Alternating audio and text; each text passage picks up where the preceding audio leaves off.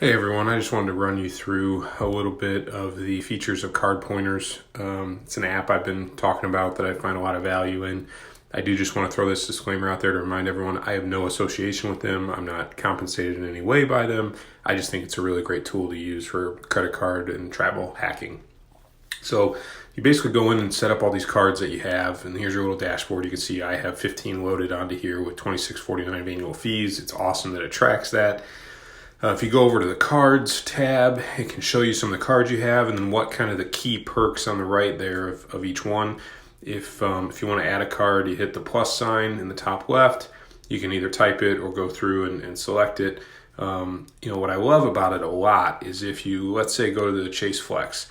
It tells you when you were approved, so you set that up. It tells you what some of the category bonuses are, and it also tells you a point value. You can adjust that, which is awesome. If you value points much higher, you can change that if you want. That way it's personalized to you. You can change the current plan to the 5% grocery store because that's only a select bonus during that first year. Let's say they come out with another custom category, you can go in and change that end date of when maybe drugstores are at a bonus of 4 or 5%. It gives you some really nice flexibility. It walks you through everything. And then the best part is on the pointers, it tells you what cards to use. So let's say I'm at a gas station. Right now, because of the October bonus, my best card for gas stations are my two Marriott cards at the 10X. It's a phenomenal tool. I recommend giving it a shot.